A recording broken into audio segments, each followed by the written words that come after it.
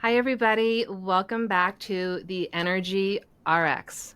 Today is a day that I am so unbelievably excited about. You are about to meet somebody who has honestly transformed my life. We'll get into how he transformed not only my life, but my relationship with my husband, my relationship with my children through the information that he has brought through to me. So stay tuned. You were all in for such a treat with who you are about to hear from. So I'm going to read a little bit about Daniel. Daniel Giammario is the founder and principal teacher of Totems, Turning of the Ages Mystery School, which is an evolution of his Shamanic Astrology Mystery School, an organization dedicated to exploring the mysteries of the cosmos and humanity's connection to the natural cycles of the earth and sky. With decades of experience since the 1960s as a teacher, astrologer, and visionary, Daniel has pioneered a unique astrological approach known as Shamanic Astrology Paradigm and also known as the Giamario approach, blending ancient astrological traditions with indigenous wisdom, mythology, and archetypal psychology. Deeply rooted in the principles of experiential learning and ceremonial learning, Daniel's teachings emphasize the relationship between personal identity, planetary cycles of the sky, and the mythic narratives that shape our lives. Through his workshops, books, and mentoring, Daniel has inspired thousands to deepen their understanding of the cosmos and its transformative power, assist people in understanding not only their life purpose, but also what the life themes they worked with in previous incarnations.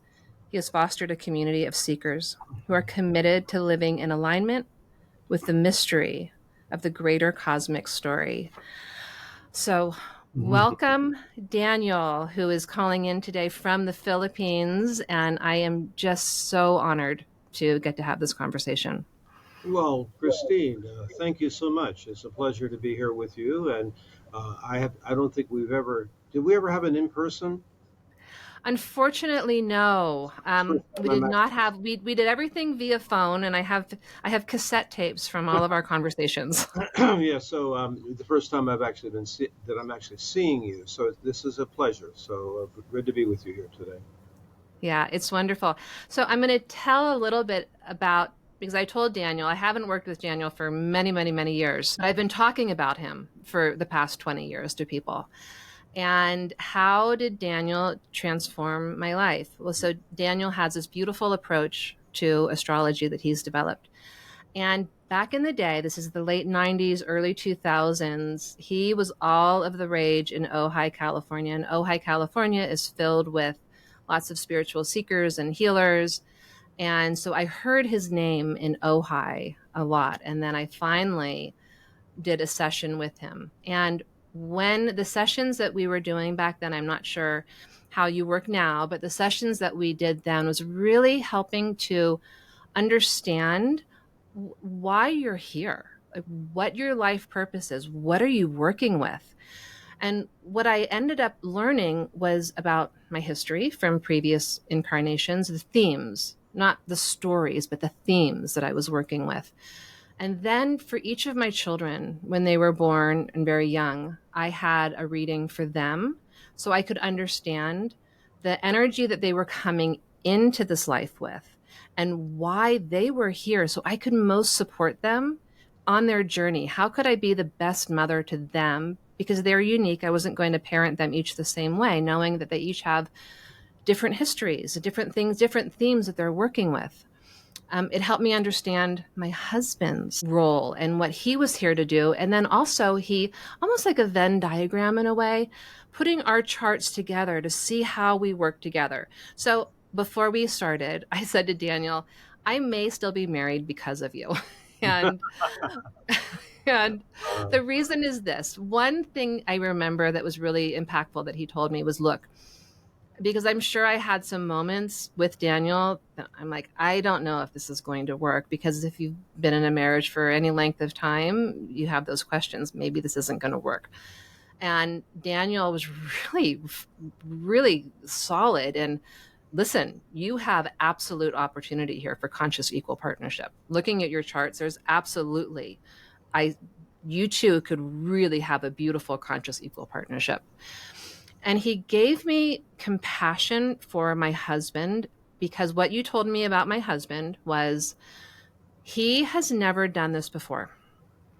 He did not, he said, he came in with the true desire. His life theme was to learn how to become a householder. That he had been in previous incarnations someone who didn't form deep attachments. He said, imagine someone who's like a Kokopelli and sort of wandered, sort of, it's kind of spreading magic and kind of wandering around, and but not really forming these attachments. But in this life, he is here so he can learn to be Mm-hmm. a householder. But look, he's going to make mistakes because he said, this is a really beautiful time. This is very vulnerable if you have never done something before. And he said, you have come in with this lineage of being the mother. You have come in with this knowing how to be a householder. And so you have this great support for him in learning how to do this. For me, in my chart, I am breaking away from being just a householder and supporting and being the supporting role for other people. He said, in this life, what you are working towards is your spiritual path. And all of those years ago, having that knowing that that was really part of why my soul came here, it gave me permission to do workshops, to do classes, to spend the money, to take the time to invest in this path. 1,000,000%, it is so deep within my soul, this drive that I have to walk the spiritual path. It's what I like live and breathe. And you gave me permission to have the selfishness to walk that path. So with my children, one of my daughters, he said her path in many ways mirrors yours. And his advice, and this was so helpful, he said she was this nurturer, this caregiver, and she is learning to break free. There's this path she wants to walk. And if you notice her being selfish, let her be selfish, because that's supporting her in breaking free from taking care of everybody else. Because typically if a child's being selfish, you want to say, oh, share that, share this. And I really listened to you. And when she was being selfish, I let her be selfish. And each of my kids had similar messages of pieces like that to support how they were breaking away from what they had been doing to grow into what their soul wanted to become. And so all of my kids, knock on wood, are doing really amazing. I'm really happy with the way we parented them. And I'm just grateful for the understanding and the wisdom that you brought to me and how to parent them. Well, thank you. Well, you couldn't have explained it. That's exactly the same way I would probably be sharing it with you now. The only difference is that now they are in that phase where, kind of like empty nest, or where basically they've now reached what would be called adulthood. Right. And you told me their ages now are 18 to 23. So it depends on how one defines what adult is. In our current culture, that's usually 18 or 21. So it's a Right. very important life phase that you're in. I did want to make one comment. You used the word selfish. Yeah. Um, uh, Back in those, 20 years ago, when I was teaching about the difference between the different mystery schools of life, I used the expression self-interest. And then some people took that to mean selfish, and there can be a certain pejorative sense of that word. So Right. now, more often than not, if I say self-interest, I'm actually using the additional expression self-exploration, self-exploration, Okay. because we could actually look at maybe three general categories of human beings. There are those that are by nature givers, and Mm-hmm. then there are some who are by nature receivers. Okay. Okay. And then there's the third category, which would be more autonomous, sovereign, self exploration. And that would have to do with the signs, the mystery schools of Leo, Scorpio, Taurus, and Aquarius. Those are self-exploration places on the wheel of life. And so So that's very interesting because aren't all of those I look, I don't know much about astrology. Aren't those the four signs that are most impacted by this transit right now of Pluto moving into Aquarius that just correct, happened on Tuesday? right.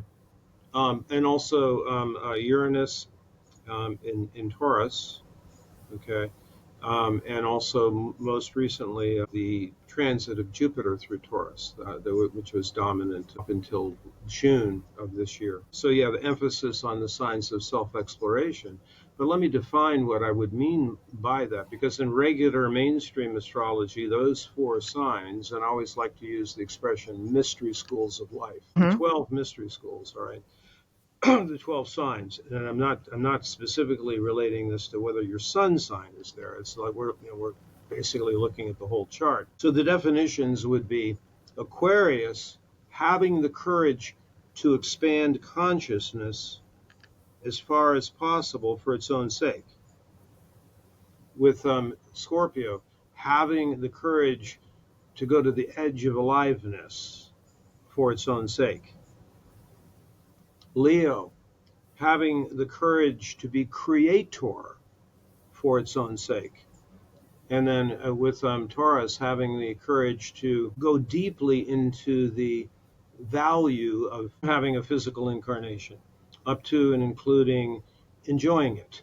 you know, like so, it's a journey of involution into bringing spirit into matter, but not for the purpose of controlling it, but enjoying it, going deeply into the aesthetics and appreciation of what it is to have a physical body. So those are all self-exploration ones. Um, the sovereignty and autonomy is really important on all of those, as opposed to having an identity based upon your function as being a giver, or being the healthy expression of being a receiver.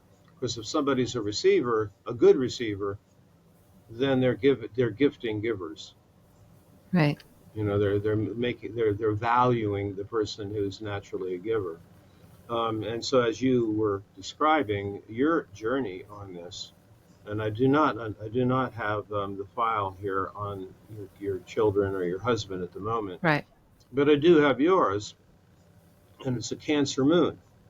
Hmm. And so, basically, the way we look at a chart with a birth time available in your case, and we can tell where the house placement is of the south node, we can come up with one out of 144 storylines Okay. of your lineage, what you came in with. And what in the language of this school, it's the Capricorn job or the 10th house job in the Cancer tribe. You know, now Okay. that is for lifetimes the one who takes responsibility for the whole thing and holds it together for everybody. So Okay. it's a rather major domain of responsibility. And so our view on it is once we can recognize what the lineage is, then we can see how that fits in to what the current life intentions are, right? So, like, there'll be some individuals with your kind of lineage, let's say, who Hmm. also, let's say, have Venus in Cancer or Cancer rising.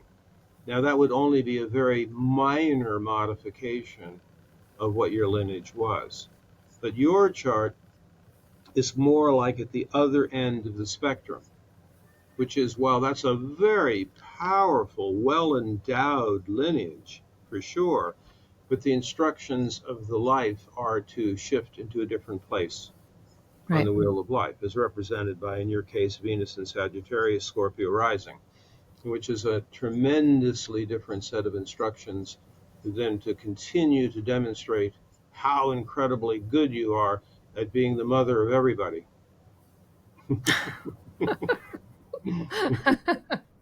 But it's also the case with such a powerful lineage as this that it would be, and considering that the north node of the moon is in the house of Cancer, it would be rather difficult for you to have gotten out of having a family household or dharma, to Oh, actually, interesting. yeah, yeah. So, Yeah, but that's so dharmically, I mean, of course, you were going to do that because it was natural for you to do that.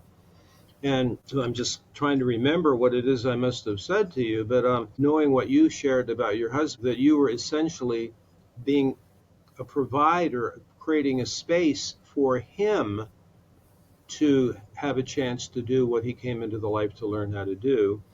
And then he was, in the course of your marriage, if it goes well, if it has gone well, it's to actually not mind that you are moving in the different direction toward sovereignty, autonomy, spiritual path, discover. Sagittarius. The main thing for Sagittarius is the love of truth, and then to right. choose activities that are a turn on for you. That are something which takes you to the edge of aliveness. So, in other words, for you to have more children would not be going into a zone that would. It's sort of like been there, done that. I mean, that's a zone you know about quite well. But to go in the direction of Scorpio rising and Venus in Sagittarius is a whole different place on the wheel of life, and which it certainly feels like. You've been doing that now for a while. You figured this one out some time ago. Yeah. Well, so that's interesting. After we had our, I actually have a funny story about my third child. I'll have to share this. This is funny. Um, I never looked at a baby and thought, oh, wouldn't that be nice? Or should I, could I, would I? There has never been one shred in my body that has thought, oh, I want another baby. Like, not that makes sense with what you're saying. I Right. hadn't put that together. Why? It's not, I mean, I love babies. I just didn't want another one of my own. Mhm. It was nothing in me had that baby fever. But with my youngest child, this is sort of a funny little side note of something that just recently happened about 6 months ago. I was telling her about our reading because now she's 18. Yes. And so I had this cassette tape. And so we have an older car that still has a cassette player in it. So I said, "Oh, let's go." Now I haven't listened to this. I haven't listened to this tape in, you know, 17, 18 years. This was I did it when she was a baby. And I actually thought you had got it wrong with her when when you gave me the reading on her. I was like, "Oh, this one I think he didn't get right." Because she was the most gentle, sweet, my easiest baby, and you were saying how she came in with this like warrior spirit. I was Mhm. like, oh, I just don't see that warrior in her. Now, you did say to me, you're not going to see that express until she's a toddler. You'll see that start expressing maybe around 3 years old. But I just couldn't imagine that I would see the warrior spirit in her when this just gentle, gooey, yummy baby. So at about 3, if someone would mess with her, one of her older siblings, I mean, they would get donkey kicked. She would go after them. And she was like a little bit scary Yeah. because you had to really provoke her, but she was definitely the one who was you didn't want to mess with. And she's to this day now, she's not like she won't pick a fight, but she would to defend. And that was another thing. Like, and she was always in defense of other people. Do you remember what her Venus position is? I don't remember. What is her birth date? While you're looking that up, it was when I just couldn't imagine her embodying this warrior spirit, but she definitely has Right. of everyone. She's definitely has that Yeah. warrior, if only if provoked. She doesn't do it if it's not justified. So she had an Aries moon, Oh, and okay. Venus in Capricorn. So basically, the lineage of an Aries moon is a warrior protector. Yes, A warrior protector. She's protector. Right, right. So yeah, it's hard to say what, because I don't know her rising sign and other things like that, but right. that would be her. When pushed, if who she loves is threatened, then she would feel it's her responsibility to protect them. Yes. Yeah, Um, she's there's, definitely there's an imagery I use for that, which is that in the animal kingdom, that they get the imagery of a mother bear. Now the mother oh, bear, if we look at it from the perspective of Aries, is not a mother nurturer, but it's a mother protector. So if they imagine their cubs are under attack, they obtain supernatural strength in defense of the cubs. So it's a defender energy, protector energy that would, and it would be her responsibility to take that on. In order to say something more specific about that for her, I mean, I could say that age 18 to 19 is basically the time frame in a young person where they receive the most important guidance about what their major commitment in life is going to be. Oh, interesting. Well, so we listened to your tape in the car, Yeah, and I had forgotten about this tape. And you and I are having this conversation. I'm not ever thinking she's going to listen to it. right, right. And what I said to you on the tape, because she, of our three kids, so now it's cat's out of the bag, she knows, was that she was not planned, but she was this wonderful, like, gift. Mm-hmm. And so there was never a moment that we weren't ecstatic, like, oh, she's a gift. But she looked at me in the car and she said, Mom, I wasn't planned. And I was like, oh, you were just like this beautiful gift that I was given. And she was. And that's how I feel about it. It's just funny that I just recently had that experience where Yeah. that actually came up and out.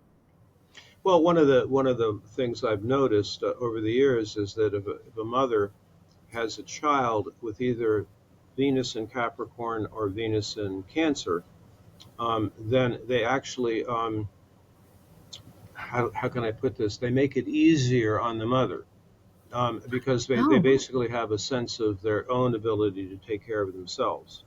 And in fact, yeah. sometimes they're going to want to help you, or there could act. And this is not as extreme for you because you have a Cancer moon, but often if a mother has a child with a chart like that, it's the child ends up knowing more about the issues, more about mothering than the mother. Oh, that's interesting. Mhm. Yeah, well, she's fiercely independent. Like when she was That's my little, point. her first words were by self, by self, by self. Like I wanted everything by myself, so that tracks. Right, right. So that they can take care of themselves. Indeed. Right. Okay. Very good. Yeah. Anyhow, so what I'm saying is it was just the most incredible, valuable. And this school that Daniel has that he teaches us with is just this, it's it's mind blowing. It's obviously changed my life. I'm curious. So I have a question for you. We've talked a Sure. lot about these sun signs, Mhm. and from listening to you a little bit, I feel like you have some ideas about how why the sun signs are so predominant in our society, and other placements are overlooked more. Well, that's on a more general sense. I mean, so actually, I did do some research into this, and it actually wasn't until the 1800s in the West that there was such a focus placed on sun signs. And the reason for that, because can you imagine, like, there'd be almost no one in any community that had the books, had the reference books. So there were a couple Hmm. of journalists who had this great idea of selling a newspaper column by putting everybody into these 12 categories that anyone could access very easily. And so therefore what birthed from that was, quote, sun sign astrology. But if you go way further back into the origin of the kind of astrology that is used in the Western world, there's always a greater predominance given to things like the moon and particularly the rising sign. In fact, the word horoscope does not even mean the whole chart, it means the ascendant. And so there was this really tremendous revolution that happened in the history of global humanity, pardon me, in the 500 BC time period. Actually, you could tune into 575 BC when the only time in recent past when Uranus, Neptune, and Pluto were all conjunct.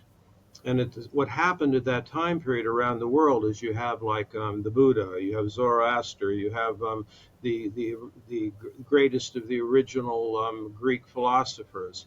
But interestingly enough, it is also at the time period where it's the first appearance of individual horoscopes.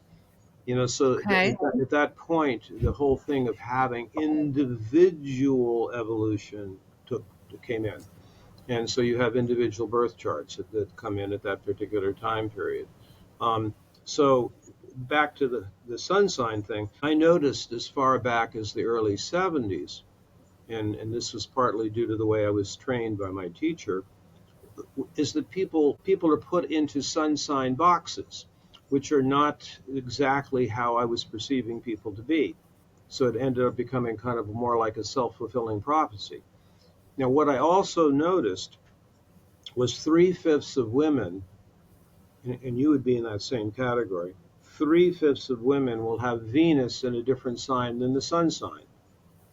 Only Okay. one of 12 men have the sun and Mars in the same sign. And in our way of looking at astrology, we believe that a woman's Venus is the leading edge of what version of the sacred feminine she came in to learn about, right? And a Oh. man's Mars position is the most important symbol on the chart for what version of the sacred masculine he came in to learn about. So you of course have Venus in Sagittarius, and so and even in the most general reading, if I'm just I'll look up in my book, what's your birthday? So, one of the first things I'll look at is on a woman's chart is there a contrast between the imagery of the sacred feminine from the moon position with the Venus position? So, like your chart is a brilliant example of that, of where the moon in Cancer is just the one that every culture throughout human history has. It's the first thing they think of when they think of the feminine, mother nurturer, how to provide nurturing. But Sagittarius, which is the new one of investigation, is what we call Vision Quest Amazon, which basically a woman's identity is based on her accomplishments, her achievements, and her freedom. But it's for the purpose of finding meaning and purpose, for loving the truth. It's different than the Aries Amazonian or the Leo Amazonian. So it's the contrast between the two. Now, in some cases, there's not going to be that much contrast. So Okay. that's what I look at. And so to me, the leading edge, and this is probably one of the more important factors here, in this type of astrology, the majority of the chart is not how you are, but its intention. It's a set of instructions. Of course, the thing about human beings is they can actually choose to not be in alignment with their intention. Now we have the freedom to not fulfill. It's kind of like what Jung said at one point. He was asked, "What is free will?" And his response was, "Free will means to gladly do what you must do." In other words, to choose to agree to be in alignment with the original set of instructions. Now, there are plenty of people who will resist that and choose not to do that, and you can't force anyone. But from the very beginning, and it's because of my training through the work of Dane Rudhyar, that he said it was the responsibility of every astrologer to at least present what those original set of instructions are. I have people that sometimes get in touch with me, and you actually got the instructions from our session and ran with them, but I will sometimes have people say, "I found the old cassette tape," or "I remember what you said to me 20 years ago, and I certainly wasn't ready to hear it. But now I'm listening to this now, and yeah, now I know what you're talking about." So to be able to share with people what those statements of intent are, or what this is about. So that's why the Venus position on a woman's chart or the rising sign are some of the clearest indicators of the intent, as opposed to just saying how you are. The intent. So that, okay, so that leads me to ask a question, because you hear a lot about, well, free will. How much is just destiny and how much is free will? And astrology, we have this chart, and I do want to ask you about how Yes. we maybe create those charts. We'll come back to that. Hmm. But how do you view this concept of free will versus you have a blueprint for your life? So I make a distinction between the word fate and the word destiny. Okay. So for example, there are going to be the conditions, the bloodline, the the kind of the genetics, the culture that a person is born into, the time and history that a person is born into. So you are faced with having certain tools, certain archetypes, if we could say, that you come Hmm. in to inhabit, to have as part of your who you are. But the destiny would be about what is possible in the incarnation. And so you can choose to align with those original set of instructions or not, or there can be certain time periods where you can engage with it, and it's pretty easy to tell when there's some knowledge of astrological cycles and the phases of life when a person would have the best chance to not be determined by the karma or to not be determined by what you're actually working with. I mean, what type of body you have, or what culture you're born into, or what the nature of the family structure you're born into, and to be able to move beyond that out of choice, out of using spiritual will to choose to engage with the instructions in the current life. That's why I used Jung's definition. It's like to gladly do what you must do. So we use the word dharma a lot. Now, the word dharma has many different meanings.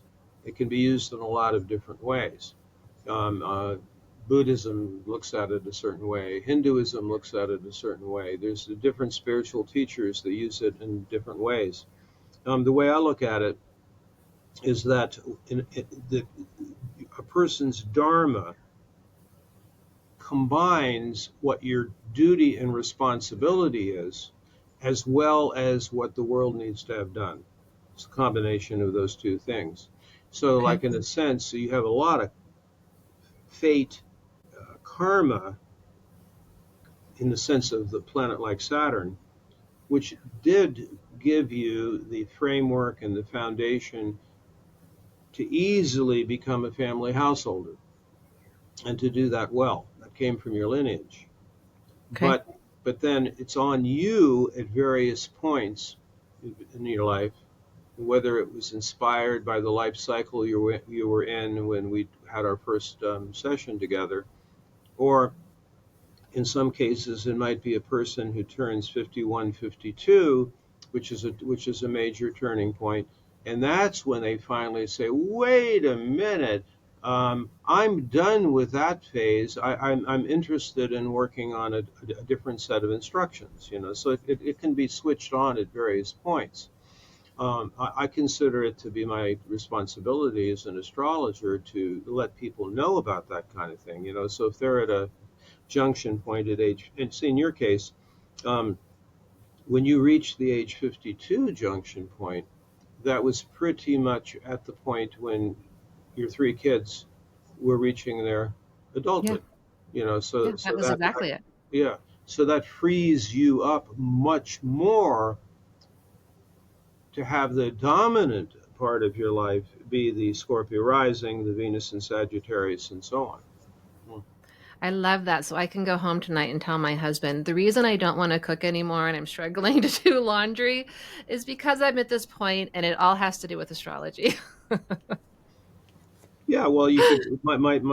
The way I would answer that is that do those things because they are turning you on, not because it is your responsibility or duty to do them. Right. Yes. No, but I definitely, it's interesting how roles in the house have shifted Mm. quite a bit. I'm out of the house a lot more now. He's learning to cook. So that last year, this change as Yeah. the things I'm doing in the house have really shifted. How long were you together with your husband before you had your first child? We were together for I think 3 years, no, 5 years before we had our first child. This is very helpful because what I will generally say to those of you who are at this phase of life is that now that your primary responsibility is not the children, not to say it won't matter, but Right. that it's less the number one priority, then you get to now at this phase of your lives recreate at this phase of your life what turned you on about each other to begin with before you entered into the householder phase, with Right. uh, out of responsibility and hopefully, dharmic necessity, to raise those three kids. But now Yeah. it's like what could you two of you do together now that you used to really love doing before you had your first job? Yeah. Well, and that's interesting too, because, it's definitely this redefining moment of, each of us have different hobbies and interests, and how do we align those? And it's all been good. Mhm. But that kind of leads me into this next question, because that I have for you of redefining. I have noticed myself in this moment. It feels like so much is happening in the world. So when we're recording this, we've just had Pluto move into Aquarius on Tuesday, which I do want to ask you about what that means. We had this big election in the United States, which is sort of causing, some people are really happy about it. Some people are really afraid of that. So all of this upheaval, me personally, I've noticed myself shifting myself, where I'm not watching really the news anymore. I'm bringing in more hobbies, more interests, more other things, this redefining moment. So I'd love to know your thoughts about this period. And I know you've mentioned something called the Kali Yuga, which is this big thing that we're the cycle that we're in. So I'd love to know your thoughts, but where are we at this moment right now? And I don't know if what's happening in the US, if it's global or if it's just the US. I'm not really clear on that. Yeah, well, the last 3 or 4 years, Christine, I've done, oh boy, uncountable. I guess I could count them. I've done lots of presentations about the U.S. chart, Okay. deep dives into the United States chart, as well as a lot of different articles and podcasts regarding Pluto into Capricorn and then Pluto into Aquarius. Okay. So there's a great deal. I have a great deal to share about that. But even before getting into the specifics of the U.S. chart and what's at stake for that, Right. and also the meaning of Pluto going into a sign, which I'd love to discuss with you if that's what you'd like Yeah. me to I do. would love it. Um, I always, anytime I give a presentation, and it's why we call our school the Turning of the Ages Mystery School. And actually, since the 1980s, I became aware of the nature of the greater cycles. So for example, there's different ways of looking at that. There's the Aztec and Mayan and Hopi way of looking at the five worlds, Right. and there's also the precessional cycle of 26,000 years. And then also, I just did this interview day before yesterday with the man who wrote I consider it to be the most important book of 2024. It's called Okay. Yuga Shift, which is his research into updating our view of how the Yuga cycles operate. And it turns out the Yugas exactly correlate with the precessional cycle. And based on that work, and all of them, and whether it's the five worlds, whether it's the precessional cycle, whether it's the Yugas, that actually in March of 2025 is the very bottom or the ending of the Kali Yuga. And so basically what that means is that in the course of 26,000 years, it's a way of looking at, see, it's really only in the last 5 or 6 thousand years that this whole thing of linear progress has dominated Western thinking, or the world thinking Hmm. to a certain extent. For much longer periods of time, it's cycles. And so Okay. those cycles are rising and falling and rising and falling. One of the things that was quite controversial when I first started talking about it 10 years ago was that where we are in the greater cycles is a devolution, not an evolution. That what happens at Kali Yuga, you basically have the greatest density, the dominant thing becomes materialism. Okay. Its spirit into matter has gone into the deepest density.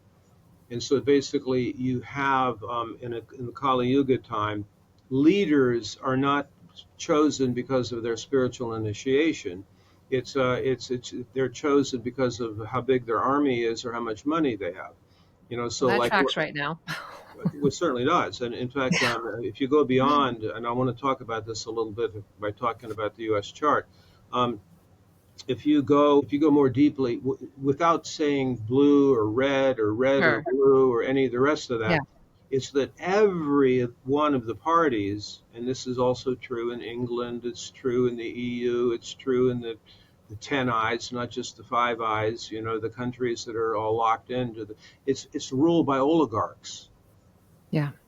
So it's the same Silicon Valley billionaires that are Right. essentially pulling the strings on both parties. Right.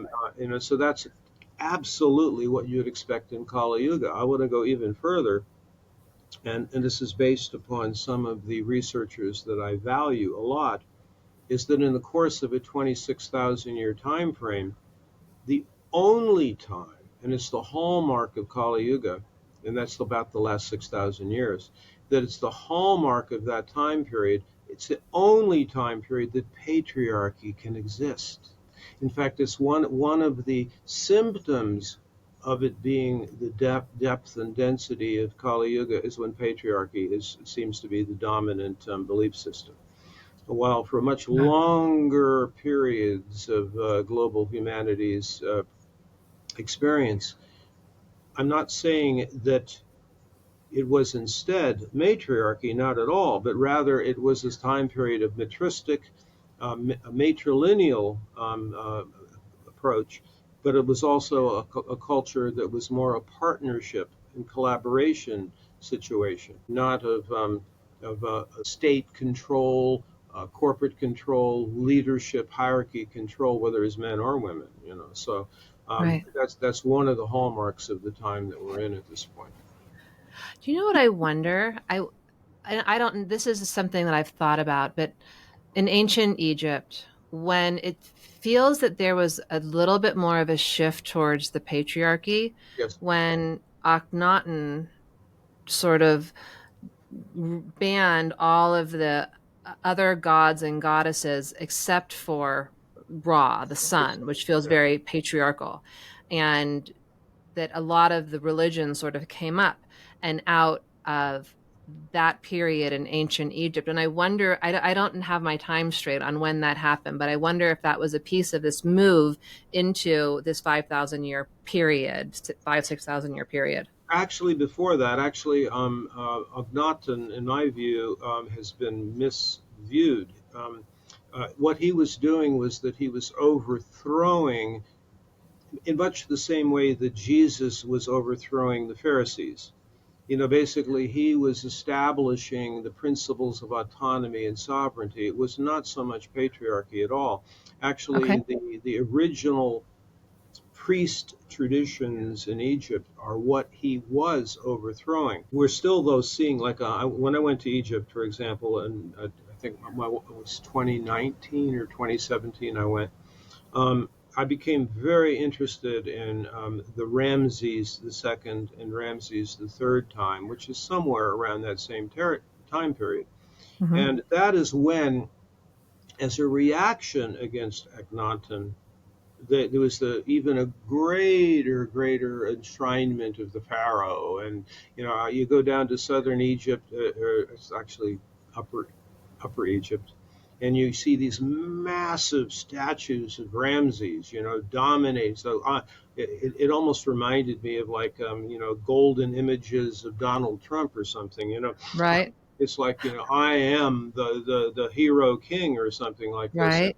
But that was very different than how it would have been back maybe 5,000-6,000 years ago in Egypt, where the old kingdoms were not the same. In fact, there's something that came to mind recently. It's a very fascinating tale, and it's around that shift point, about 5,000, 6,000 years ago, where Thoth, who then became known Mhm. as Hermes and Mercury, and he goes to the pharaoh and he says, "Look at all my discoveries.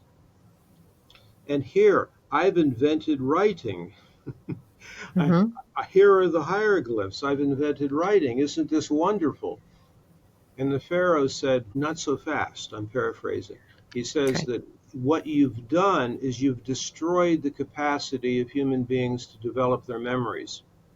By now, Oh, you've created symbols of thought on the outside, and now people will lose the ability to know their oral history or to actually increase their memory capacities.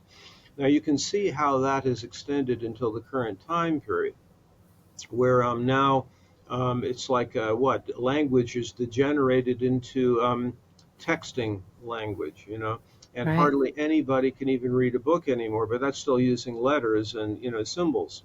But Yeah, the ancient world for 20,000 years, it was oral history. It was not, and people like the cave paintings, for example. right, That's like an attempt to display the inner life, is what that was. right. And not later when you have symbolic representations of reality.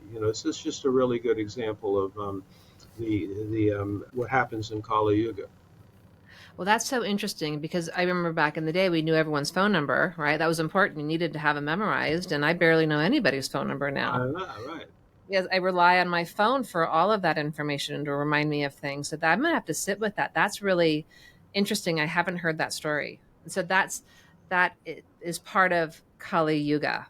So Yeah, and now we're it's actually not until the beginning of Kali Yuga that written history happened. That this whole linear sense and moving away from the cyclical history. okay.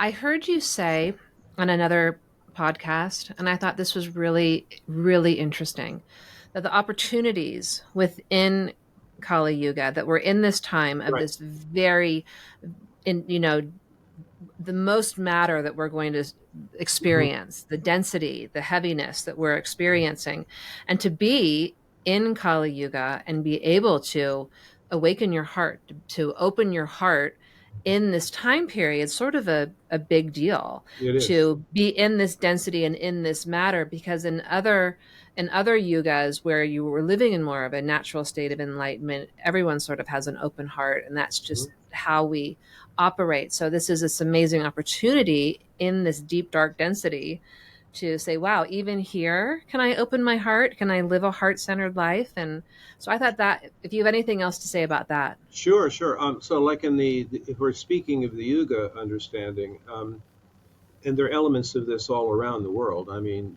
actually, even the Greeks had the golden age, the silver age, the copper age, and everything. So it was Mhm. pretty much a global understanding. Um, so they used the imagery. We could think of it as 4-3-2-1. So during Okay. Sat Yuga, the density is far less. In fact, even the laws of physics that we know today would have been different at that time. It was a less Hmm. dense time. And the 4/4, the whole heart is open. And there's many things that you could say with that, like humans. Those are the time periods where the old mythic stories that the gods walked with us. That is Okay. because human beings could perceive them. It was a natural thing to perceive them. Then, as we get to the next yuga, 3/4 of the heart, and then 2/4 of the heart, and then 1/4 of the heart. Now, this is not to say that you only have 1/4 of the heart. It's more of a generalization of the global humanity, right? So Hmm. whether it's the teachings of Steiner or Aurobindo or basic, and I've been in the last 5-6 years very strongly influenced by the Steiner's teachings in the early 1920s. The idea there is that because the contrast is so great, that the materialism is so vast, the inversion is so incredible, that if you have open heart, then you can use the spiritual will in order to expand the heart in a way that is a far greater, shall we say, accomplishment than having an open heart in Sat Yuga. So the Right. opportunities to see the whole thing are greater now than it would be. Like a fish doesn't know it's in water when it's in water because it's in water all the time. In Sat Hmm. Yuga, it would be like that. The gods Right. walk amongst us. The stones are lighter. Sound works differently. Yeah. Things like that. But now we have a different density. Including the attempt to break the entirety of the natural creation into digital realm. If the powers that shouldn't be have their way, everything, including air itself, will become a digital commodity that can be bought and sold on Wall Street. I mean, this is another example of the, the the deepest descent into materialism. So, I mean, obviously, it doesn't feel great to think about that reality, right? That's not where anyone, I think, really wants to live in that sort of Yes. world.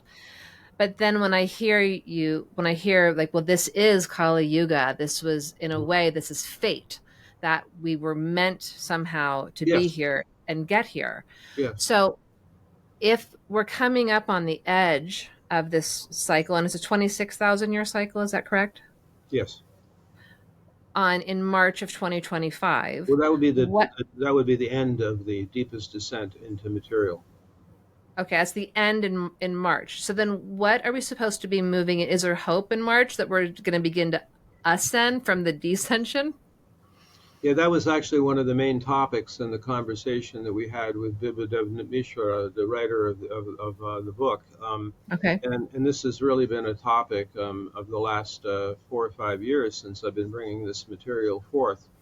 Is that, do we immediately go into Sat Yuga? Is there something else that happens?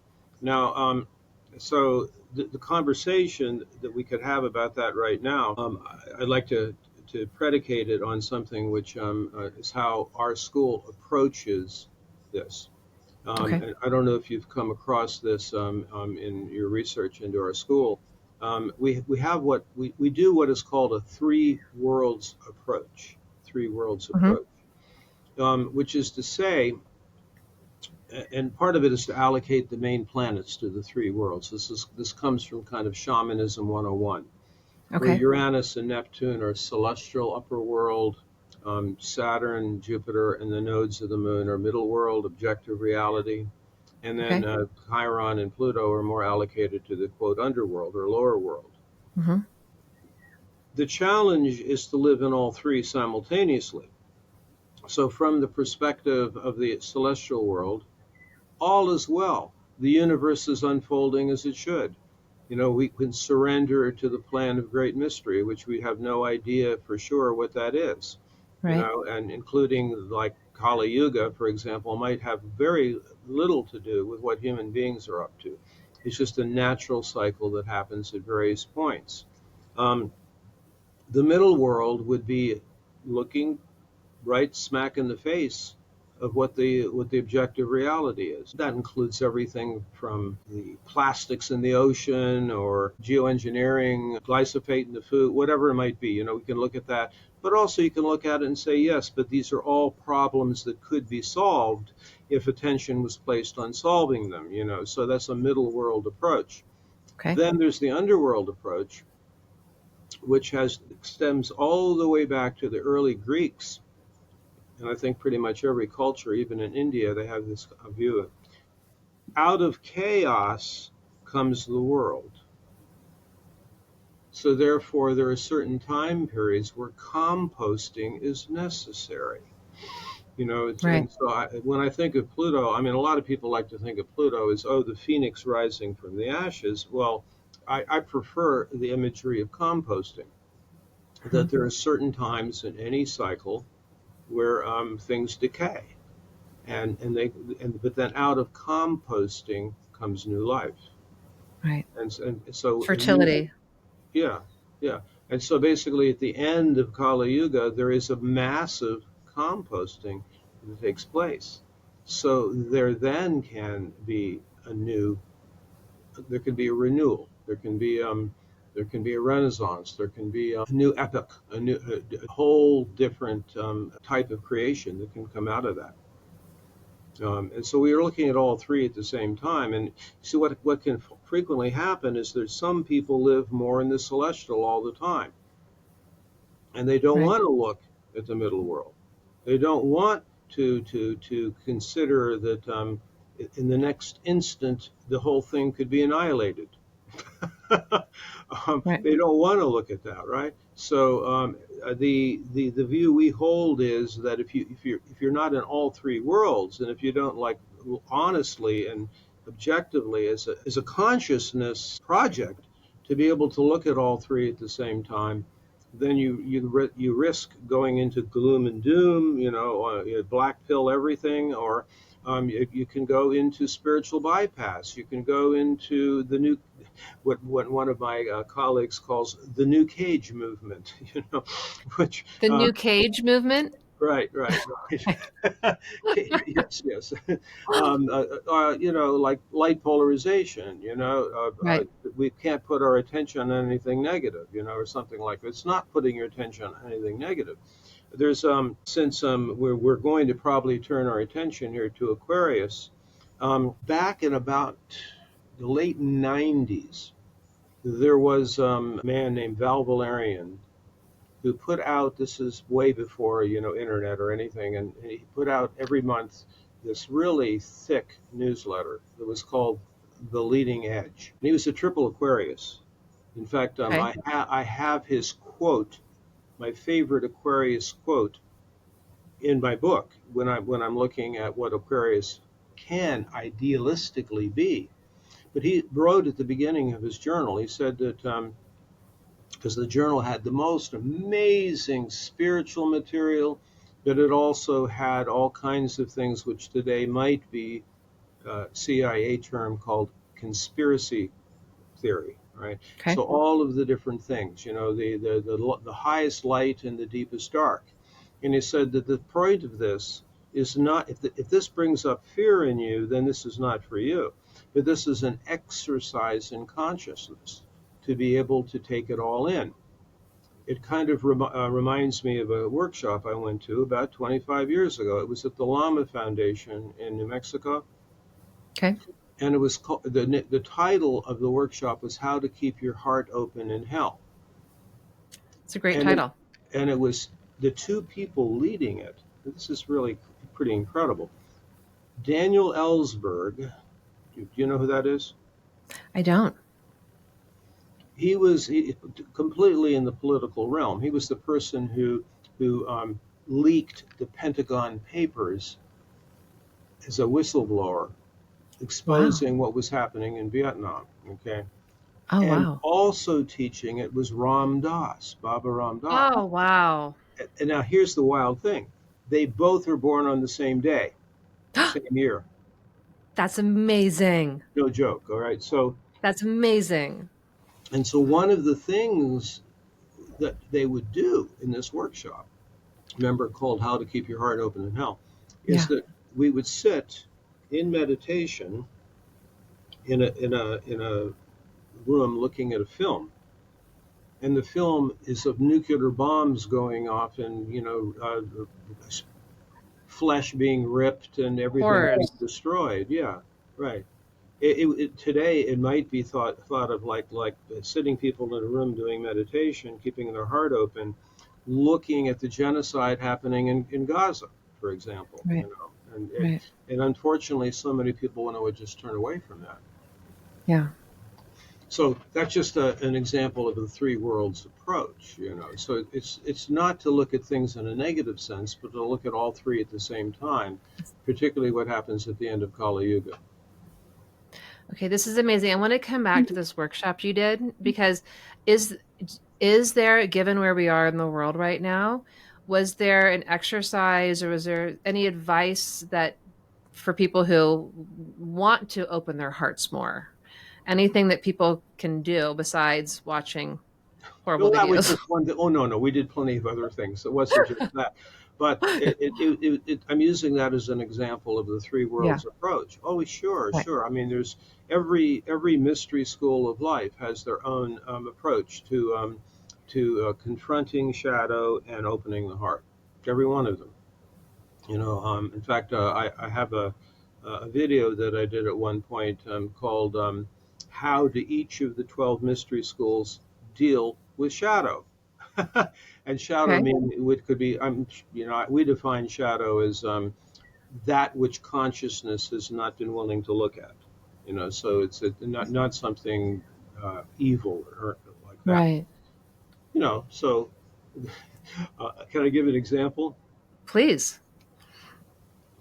So how about I'll give two examples: the Taurus one and the Sagittarius one. Okay. So these are all just sort of way of doing it in a story way. Okay, so let's say you're this individual who loves the idea that there's ETs and you're going to want to go out into the desert, and I hope I see one, right? And so you're out in the desert and a ship lands, right? Hmm. But these are not the good guys. Okay. Now, what do? If you're Sagittarius, you say, I invoke the universal law of non-interference in the affairs of all sentient beings, and if you doubt me, consult your superiors.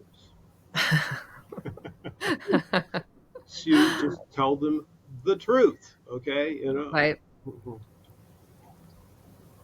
Now the Taurus one, this is from a true story. It's an old friend of mine who wanted to go live on a Native American reservation. Okay. So he wanted to go live with the Utes down in southern Colorado. So he's a young man. He's like in his early 20s.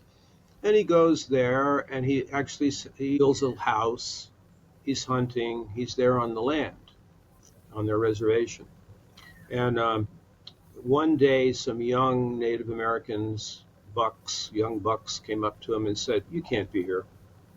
We're going to burn you out.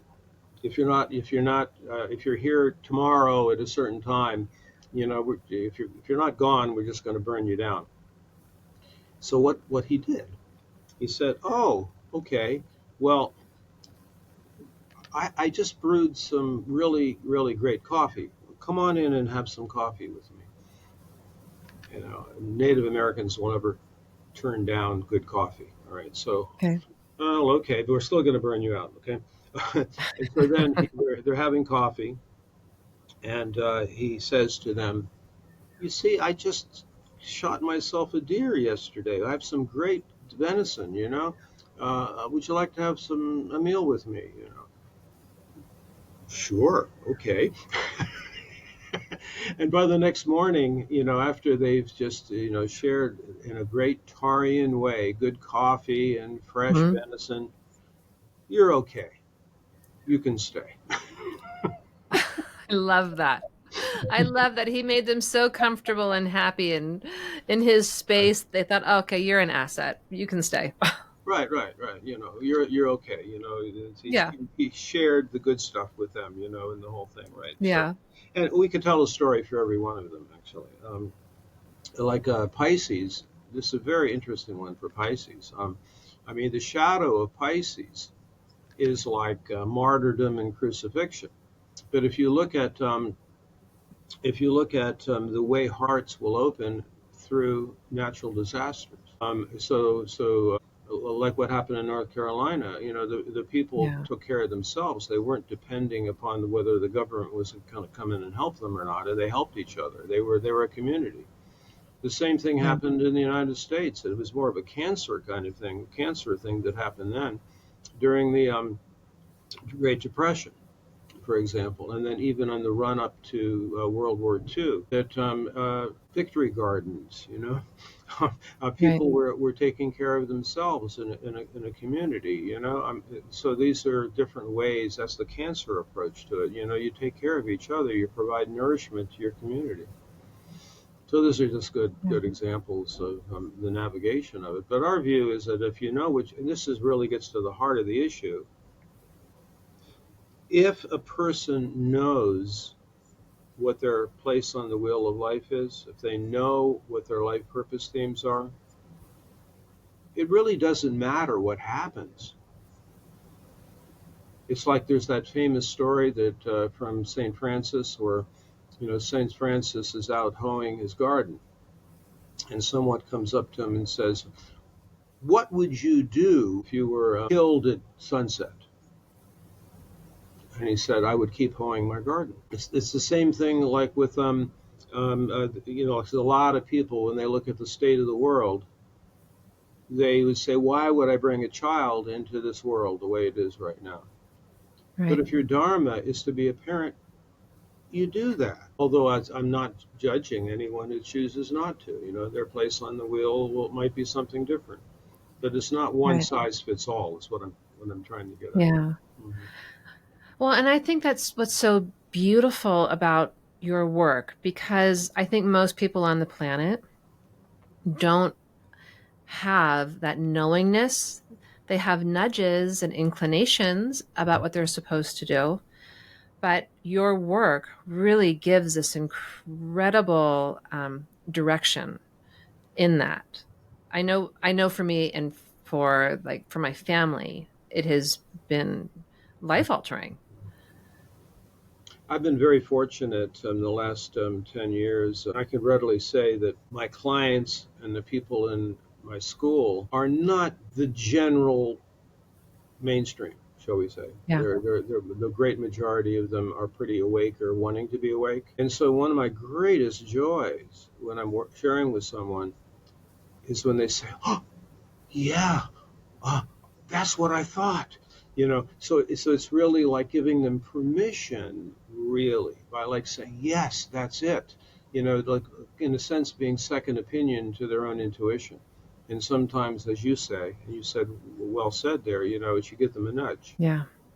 You know, I haven't worked with any of your students yet, but from working with you, I do feel, and I've had, astrology readings from other readers, and they were fine. But the work that you do is in a whole other category. I wouldn't even say that it doesn't even seem the same to me, because it almost feels to me like the information that you bring. And I think the reason that you said those words to me and those gave me those messages, and I knew it, like that's truth. I could feel it. And it's your voice, your frequency, like what you're emanating gave me that understanding. So I'm assuming that the school that you have is a deep, again, it's this mystery school, but part of it is not just, let me teach you about astrology, but it's going inward and really developing their being, because that's why I listened to you. It wasn't just the words, it was how I could feel what you were saying to me. Well, that's certainly what we hope for here, what we're trying to impart. If you go to our website, it says at the top, the four main things. It's only one of them is astrology, ceremony, cosmology, and spirituality. So the spiritual foundation of it is really important, and I got that all from Dane Rajar. I mean, he was my main teacher and mentor back in the late '60s, early '70s. Can you say that name again? Dane Rajar, Okay, I've never heard of him. Rudar. When I was a young astrologer, the leading edge of astrology in the '70s was really his leadership. He was our elder, and I'm not saying there aren't exceptions to this, but as I look around the mainstream astrology world today, it's regressed. It's regressed into much more almost like sun sign astrology again, Right. and it's lacking this larger view of where we are in history, but it's also lacking what Rajar felt, and most of the young astrologers that I grew up with in the '70s, we knew that it wasn't about fortune telling. It wasn't about predicting the future. It was about assisting a person in being their whole self, in fulfilling their purpose, and in having a spiritual foundation for their life. So I mean, I'm still trying to make that be the leading edge. So that's to me, that's why I wouldn't be doing astrology if it wasn't for that. For that piece of it. Well, so that's so interesting, because to be quite honest, apart from you, the other readings that I've had, and I don't think I would have a reading with anyone but you, or maybe someone from your school, because I feel like the readings that, and not like no shade on the astrology community, but there's a lot of fear that comes up with it, like, Right, ooh, you have this thing coming up, and so right, then you get this anxiety and fear. And when I've worked with you, it's been like, wow, there's an opportunity here where there may be some shadow, or you may have to go into the underworld a little bit, but here's where you're going to come out. Like, this is where it's leading you. And so it gives it, for me, the anxiety and the fear is really diminished with that information. It's not saying everything's going to be just easy, smooth sailing, but there's a purpose and there's a reason Right. for these cycles and these dips where you may have to go down into the underworld for a while. And Mhm. I also love some of the pieces of understanding it. And I've heard you use this terms, these sacred wounds, Mhm. and like these areas of fractures in our life and the medicine that comes out of it. Yeah. And so I don't the way you weave the story and tell the whole arc, I've never left having fear about what's coming. I was bringing that up a few minutes ago. If there's an unwillingness to look at all of this without bringing up fear, then you don't want to do anything to a person to have them be more fearful. You know, Right. I've had people come to me that have been, and I'll just say it, you know, have been really damaged Yeah. by astrological readings. You know, I was just told that I'm in a 19-year Saturn cycle, or you know, I'm going to be in Pluto for 10 years. I don't know. It's just not helpful. Every It's one of terrifying. the every one of these cycles that we can go through, and it's not linear about how they operate. It's a kind of initiation. Yeah. And to be able to know what the nature of those initiations are is so helpful. I have a fair amount of clients, colleagues who are psychologists or coaches, right? They're not, Hmm. you know, they're not presenting themselves as astrologers, okay? However, considering that you're a coach and you've been trained a certain way to help a person, and you say, your problem is you just don't go for it. I'm just paraphrasing right now. You need to be more aggressive or something like that. What if you told that to a person in a Neptune cycle? You would actually be doing great damage to that person, you know, because that would not be the time period for them to take that kind of action, but it would be the time period for them to be willing to not know, to let it stretch out, to not take aggressive action. That's just one example. I mean, every one, Right. or in a Saturn cycle, these are not to be feared. Saturn cycles are times where you're having to look at the objective reality to become aware of what isn't working, and then be willing to clear space by getting rid of what is not working, and then taking action for what comes through because you've cleared the space, and then you go forward. It's kind of like a snake shedding its skin.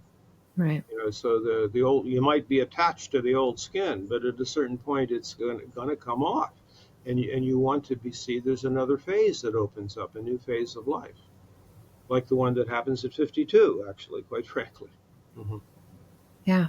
So, okay, I'm going to come back to, because I don't Yes. want to forget this. I know people are going to be really curious about this. So we've had this big move from with Pluto into Yeah. Aquarius. So what does that mean? Yeah, so it's not, this is the third. I mean, like basically, Pluto went into Aquarius for the first time back in 2023. Then Right. it dipped its toes into Aquarius a few times before its final ingress, and will be in Aquarius until 2043. I actually did a whole podcast on this last week, Pluto Okay. into Aquarius. To me, and I've looked at this as a historical process. I'm of the Pluto and Leo generation, and you are in the Pluto in Libra generation. What Pluto represents more than anything is when it's moving into a sign, it's basically pointing out where the shadow or the hidden material is in each sign. Now, every sign is going to have its purpose. You know, it's Right. why it is one of the mystery schools of life. And Aquarius has a certain intention. Now, one of the things I'm teaching is that the view we had back in the late 60s about the so-called age of Aquarius, where there's a huge glamorization about it in those years, was from the generation of Pluto and Leo. You can't think of any sign without its opposite. So basically you have Aquarius and Leo.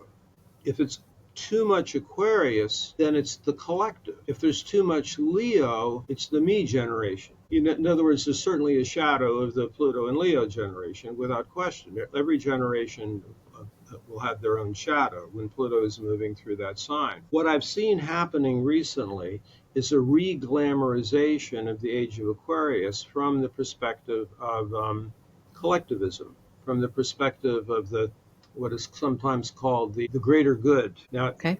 Now, pretty much every philosopher throughout the ages has relegated democracy to be a very poor form of government. Actually, our founding fathers warned against democracy. I mean, their view was a representative republic. Now, see what happens if you have it be, particularly in a large population, that if it's democracy, then it ends up becoming the rule of the majority, which in spiritual language, and Steiner talks about it, others talk about it as the egregore, the rule of the mob. So it's my Okay. mob versus your mob. So then you have those. Well, gee, I'm completely identified with the Democratic Party, so anything they do is fine. Or I'm Right. completely identified with be Republican. Yeah. imagined as what apparently or allegedly Trump represents. Okay, and then so Okay. whatever they do is fine, no matter what. You don't look Right. at the shadow involved in it. So if you have them balanced, and this is what Rajara taught back in the 70s, and in his magnum opus, it was a book called The Planetarization of Consciousness. But it was on the basis of the individual. Every Steiner, Rajar, or Aurobindo, I don't know one who says it differently, that evolution happens through the individual, not through the collective. So if the collective does not have the focus on the development of the sovereign self, then Aquarius ends up becoming its shadow. All right. So with Pluto moving into Aquarius, much of what I've written about this is what is the shadow of Pluto in Aquarius.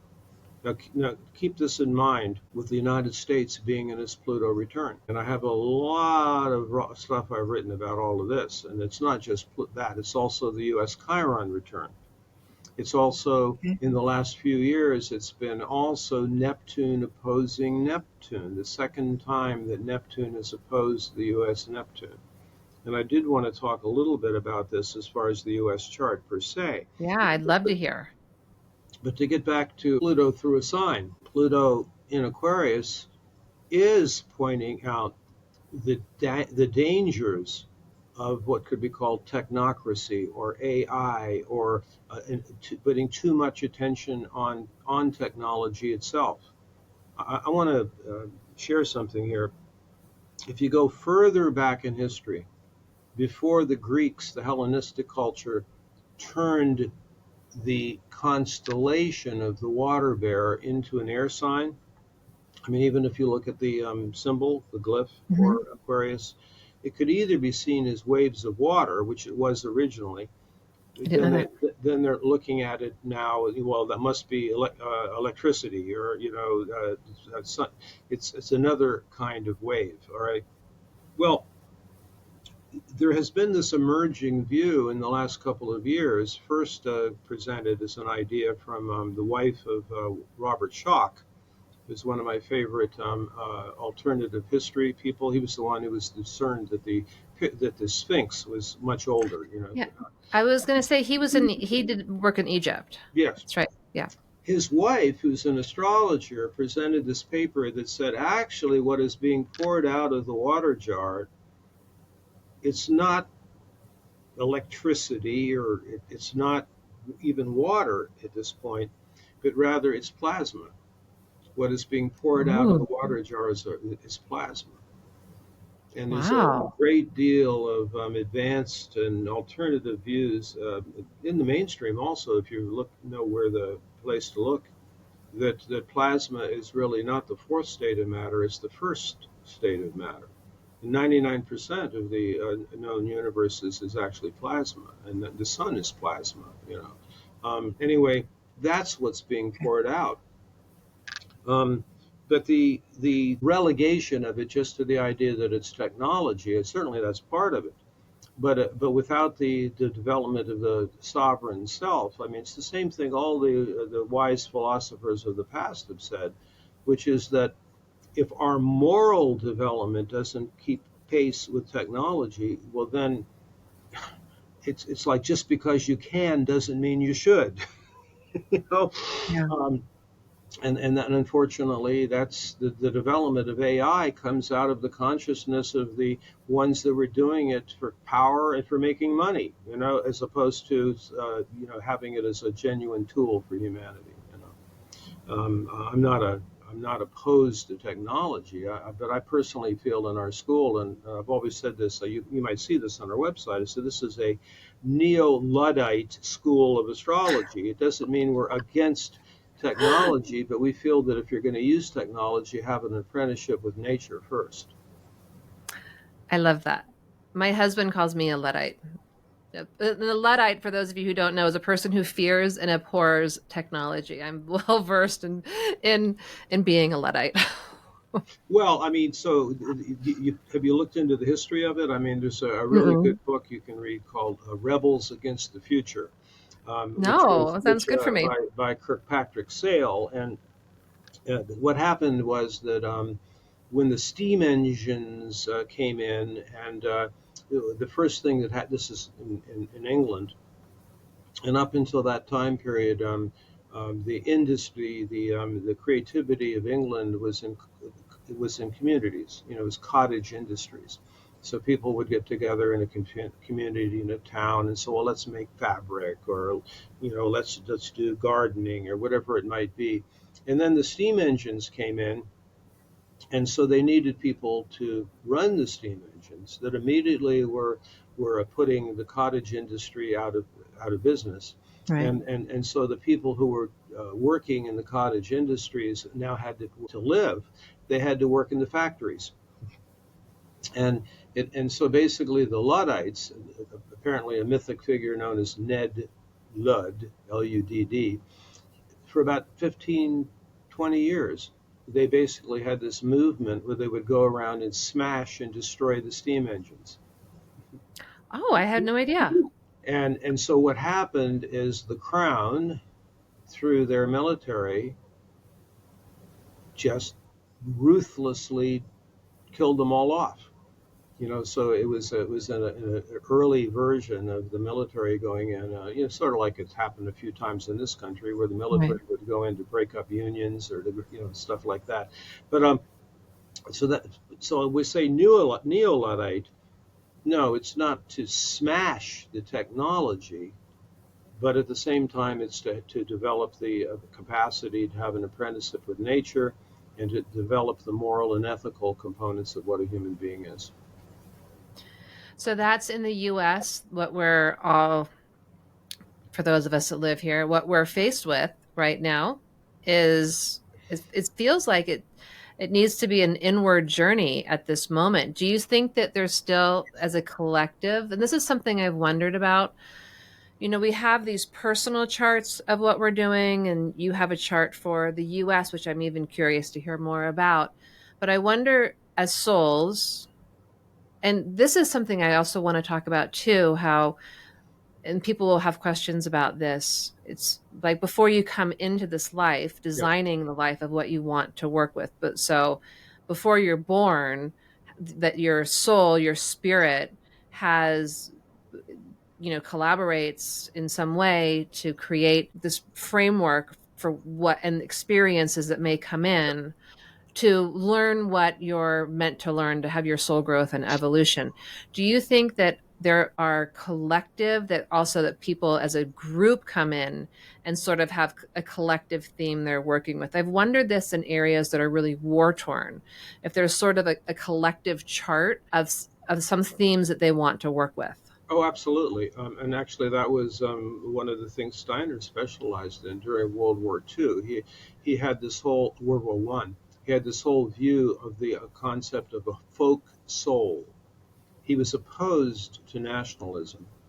And the reason why he was hated by the National Socialism of the Nazis was because he was emphasizing, number one, the individual, and not to have the state be the supreme power, but also the folk soul. So there's a collective destiny, say, of the Slavic people. There's a Right. collective destiny of the Finnish people. There's a collective destiny of African people, or different. Obviously, that's a large continent, and there's different Right. versions of that. And so he was trying to emphasize that. I mean, it was actually the thing that with the Treaty of Westphalia that ended the Hundred Years' War, was that they made a decision that said each individual is free to have their own religion. Rather, it ended the religious wars, where the Protestants said, we're the ones, we have to kill the Catholics, and so on. Right. Um, so I mean, I very much do think there's a collective karma. It's a big subject that you're bringing up here. But on an individual level, I mean, to me, it's pretty clear, and I'm certainly not the only one who would say this. The technocrats, the Silicon Valley oligarchs, are clearly, in my view, reincarnations of those that at the end of Atlantean times, where Atlantis had split into two factions. And when one faction was using technology to do the genetic experimentation and using the crystal technology for ill and power, while there was definitely high wisdom in Atlantean time. Right. So in some respects, some of these people who are currently developing the space grid and the space fence and the 100,000 satellites and the whole thing, I could easily look at that and say, well, we're back again, and we're going to try to make sure we don't screw up this time,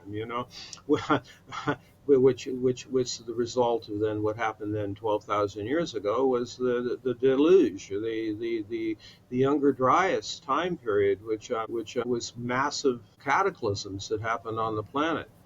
That maybe could get woven into, you were wondering about, so what comes next after 2025, but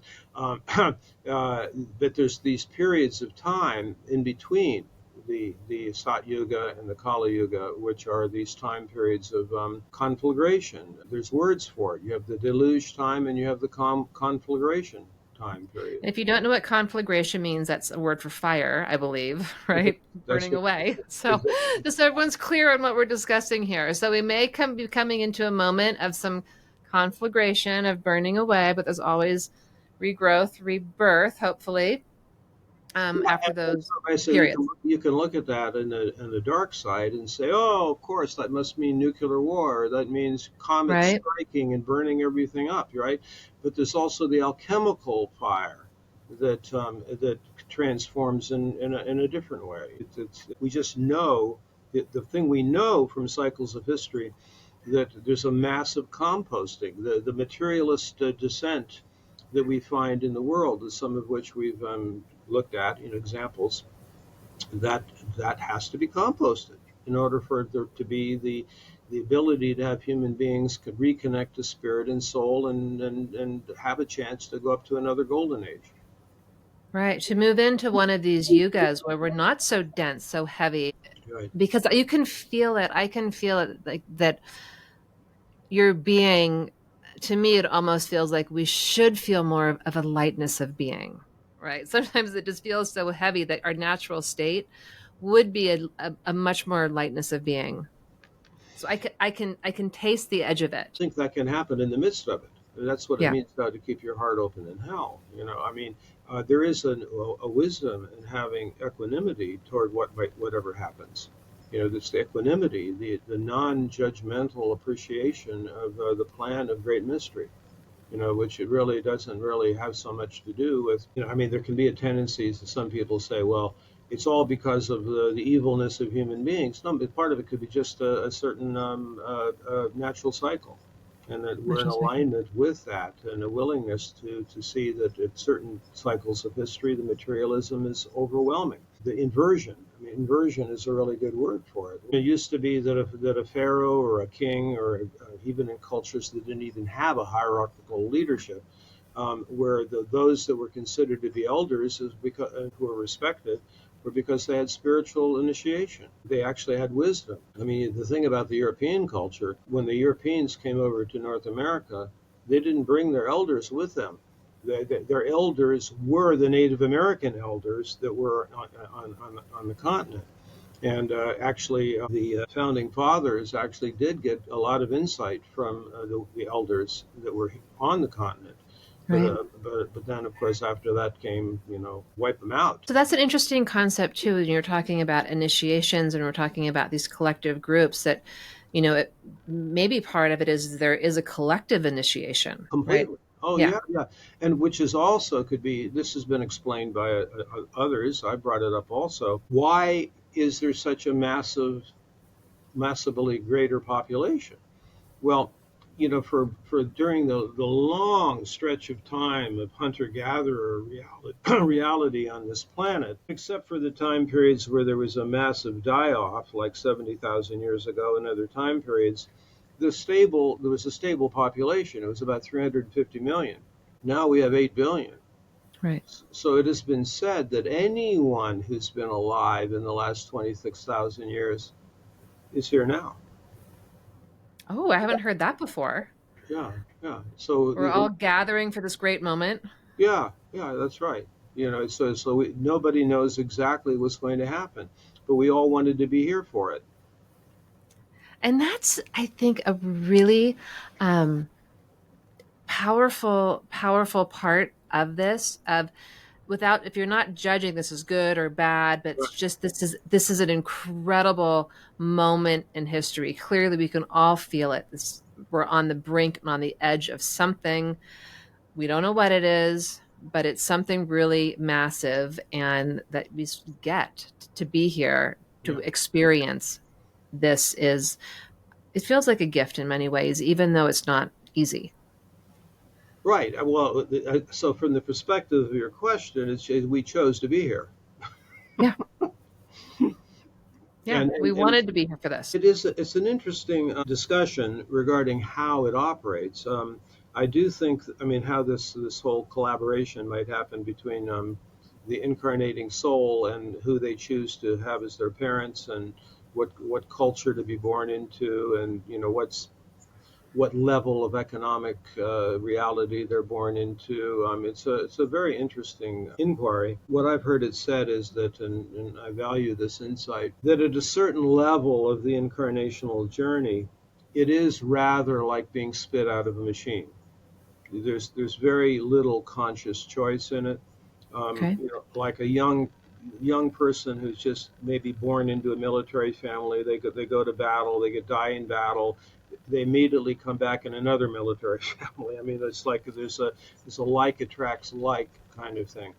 But then Okay. I think for a lot of us, and certainly it's the individuals that are drawn to this type of work, whether it's astrology or all the other marvelous teachers and other approaches to us discovering who we really are, I do think there's much more of a choice that's going on. Where and you can use any number of different analogies for it. The soul is on the other side. They get to a certain point where they're going to, what kind of incarnation do they want? They go before the proverbial lords of karma, and I've even shared this with certain people in sessions, like a person, let's say, who's been incredibly successful at a particular place on the wheel of life, and they go before the lords of karma and they say, I'm kind of tired of this, I'd rather do something different. And the lords of karma might say something like, really? You want to do that? Well, let's see. Yes, you've accumulated enough merit. You could choose to do that. We're surprised that that's your desire, but yes, you could. But please understand that once you go down the chute, once you incarnate, you cannot at that point say, no, I've changed my mind. You have actually chosen on some level to be in the circumstances you actually are. So do you know what I think? I had a session with someone yesterday, and we were doing an energy session, and she's had a lot of obstacles starting when she was born, like a lot of obstacles in her life. And some of the information that came through for her was that she had designed this because she really had achieved this level of mastery, and almost as a challenge to her soul, Mhm. she had set up these really difficult, it's like, if I can find myself, my way back to myself, even with these challenges, Yes. well, that would be really something special and amazing. And it felt like she had challenged her soul in this way, and she really felt it as truth. And I do think with this particular person Hmm. that that is what happened. And so I do wonder, as souls, if we love a good challenge. Well, that shows up quite clearly in a chart. There are going to be these people that have pretty much everything important on the chart is square or opposite, or they have these so-called grand cross kind of charts, which the mainstream might look at and say, too bad for you, or boy, this is going to really be difficult. But the way I look at it is that no, that represents a pattern of an extremely ambitious soul that's like make Yeah. it or break it. I mean, they're not going to get out of making very fast leaps of awareness. Well, the charts that I find are the most challenging, and I quite frankly I don't even see them very often, are those that would have nothing but grand trines, nothing but the easy aspects. It's as if they've chosen a coasting life in the midst of a time of great change. And Hmm. when they do come for a session, you know what their main reason for coming is? It's that I'm bored. I don't seem to have a purpose. Oh, Hmm. yeah, that makes sense. I Hmm. have some people in my life that I don't know what their chart looks like, but it's definitely a life where there's a lot of coasting and also directionless. Right, Um, exactly. Right, right. So just so we don't run out of our time here, I think you wanted yeah. me to mention something about the U.S. chart. Yeah, I love that. Well, first of all, for those that are listening who might know something about astrology, I do use the Sibylle chart, the July 4th, 1776 chart. Um, I mean, there are other charts you can use. You can use the Articles of Confederation, you can use the Constitution, any number of different possibilities. But I do think, and there's some reason to believe this, that was a backdated chart. There was a view of it's been a lot of people know that the so-called founding fathers were mainly all Freemasons, right? And Mhm. but it was a branch of Freemasonry that was different than the Continental one, which was more Illuminati. So the ones that were in the U.S. had a whole different view of it. So you can't just put into one basket Okay. Freemason evil, or there's different branches of these different Right. secret societies. Okay, well, so they created a chart that was the blueprint for what it is they had in mind. And it's a very, very fascinating chart. It's the one, so the Pluto return, Chiron return. The way I've looked at it is that in a Pluto's return and in a Chiron return, what we really do have to look at are the three main shadows of the U.S. chart. One is the overwhelming focus of the U.S. chart, 4 planets in Cancer. So it's a, Okay. it's a Cancerian horoscope. Well, there is a huge shadow to Cancer, which can show up and I'm saying this from the perspective of lived many parts of the world. I don't live in the country. I'm looking at it from the outside, travel a lot.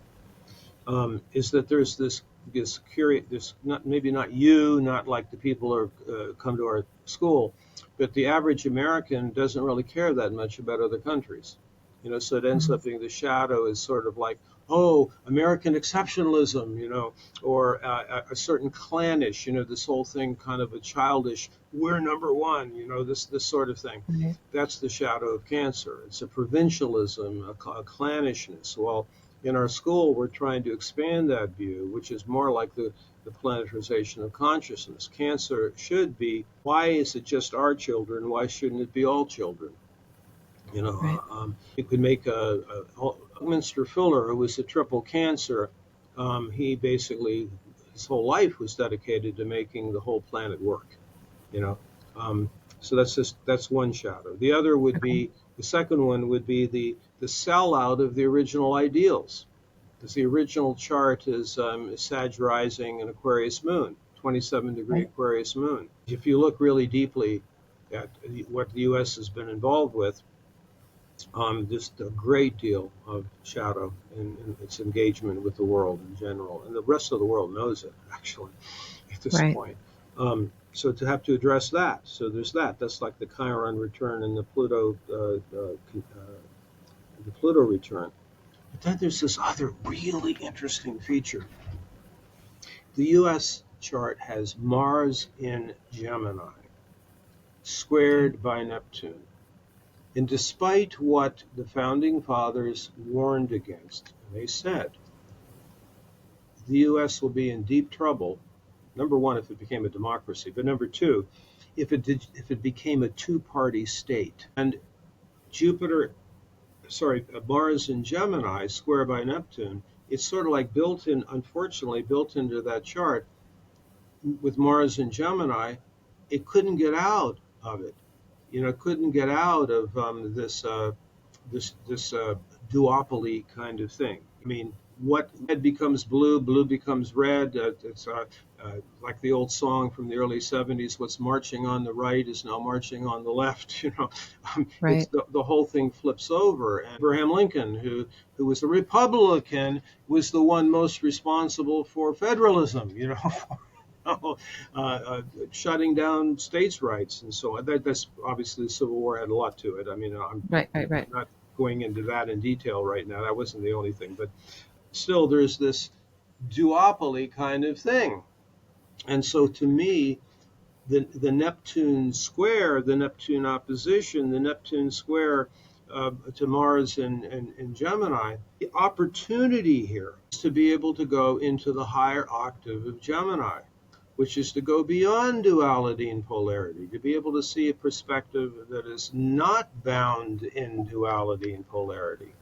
And that's actually the original meaning of the whole constellation of Gemini to begin with. It's the Roman numeral two. It's like built into it is that's that. I think that's what, at least my own standpoint, my own. It's just coming from me personally. I mean, I'm not trying to say everybody needs to do this at all. Is to choose to not comply with duopoly. To me, Hmm. it's not, even if we use democracy, and had a good version of democracy, every ballot should have something on it that says, I abstain, or none of the above. Now, I know it says that, but where it would have power. You know what I'm saying? So let's say you have 5 states where what wins is I abstain or none of the above. Then it is impossible for that state to have the electoral college, get beyond 270. You see what I'm saying? So Oh, yeah. there's Yeah. no power to abstaining. So, in my own personal philosophy on it is that if you are choosing, I think local elections are great, particularly if you have, you can, vote for your school board or a local judge or a local sheriff or something like that. But as far as participating in the duopoly, voting for a president who's essentially controlled by the same technocrats, the same oligarchs, you're actually giving your consent that you're going along with it. So that's my own philosophy on it.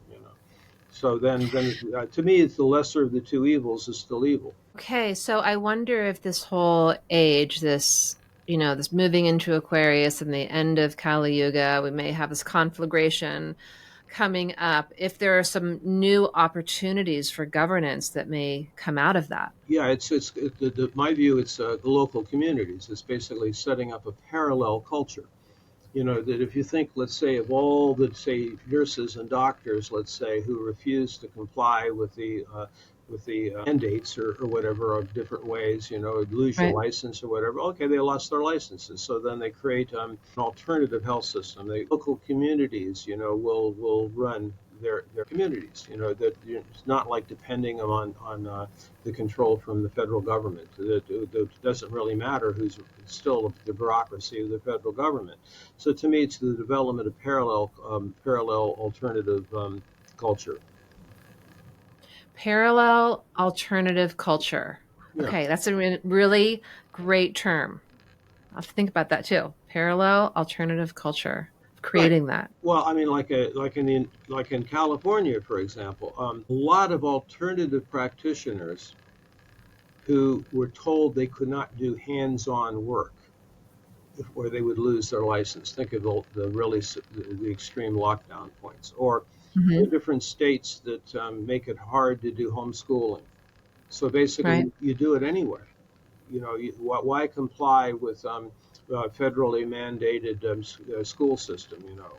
Or you and people that I know who are the alternative practitioners, they do private membership associations. Which is then you are in the common law. You're operating in the private, and then you have your clients. You work with your clients, and it doesn't matter whether you have a quote license or not. Those are Well, examples. it's going to be very interesting to see what ends up, the rebirth, what comes in this next period.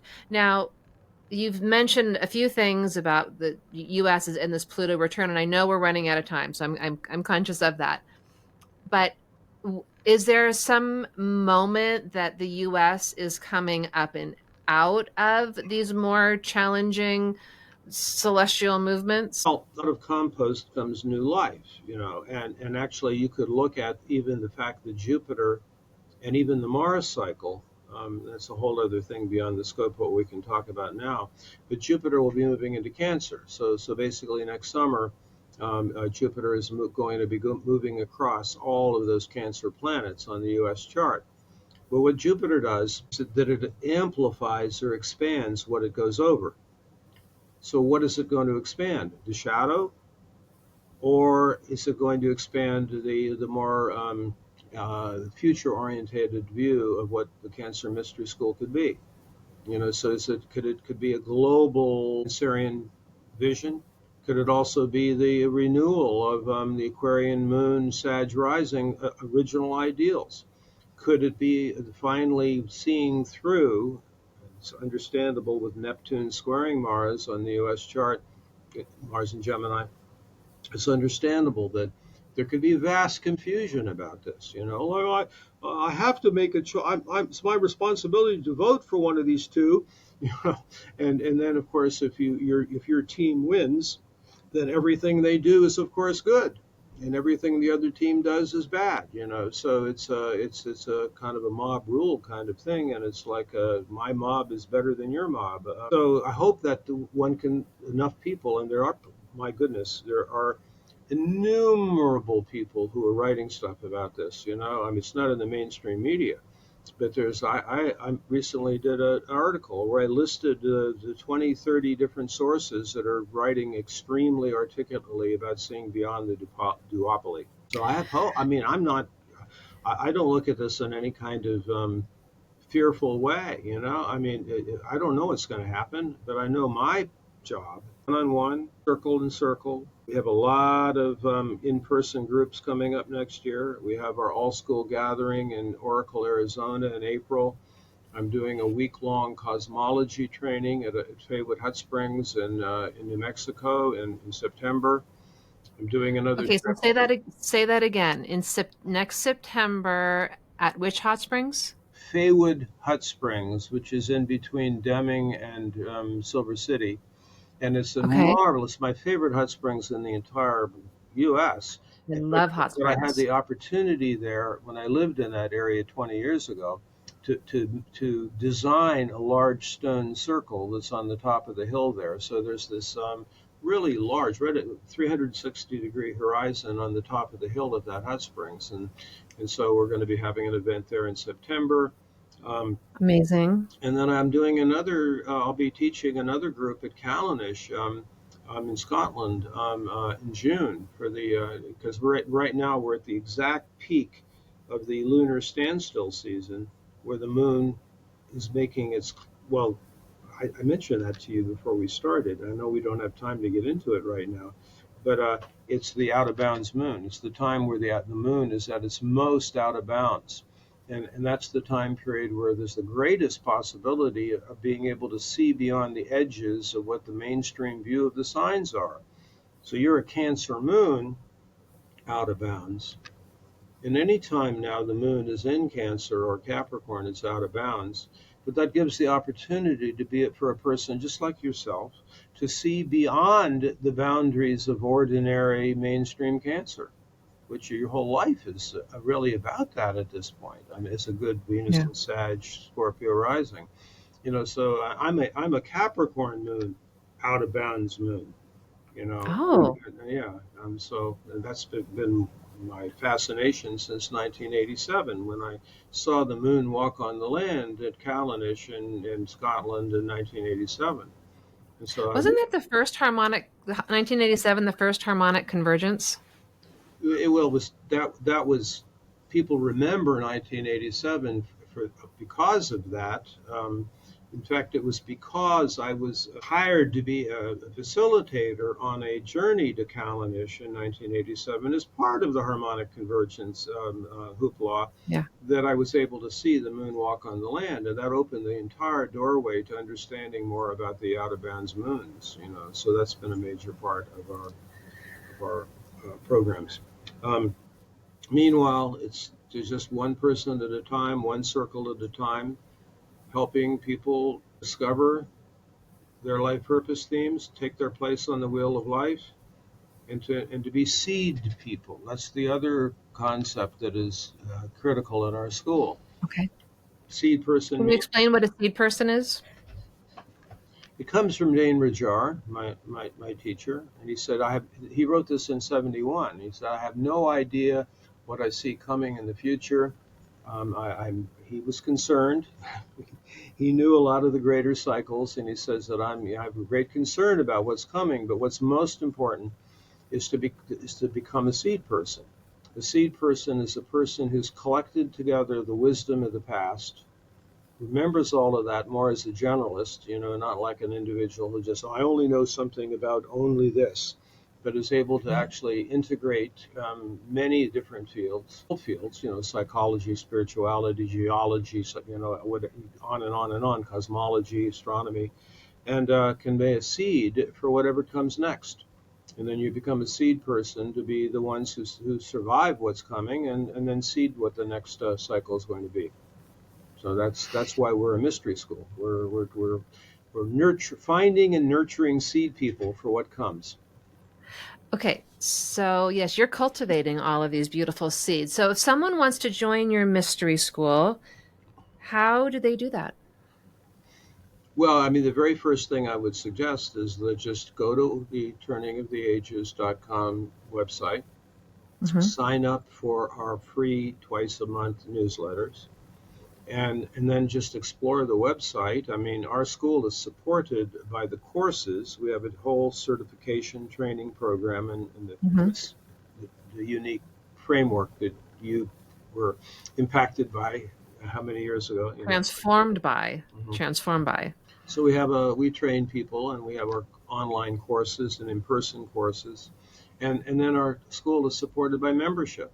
So we have different levels of membership, and there's different benefits that coming with membership, and you can find out all that information on our website. Okay, that's on the website, and all of these in-person events in New Mexico and Callanish, And those could be, Arizona. can anyone go to those, or do you have to be part of the mystery school? No, anyone can come to them.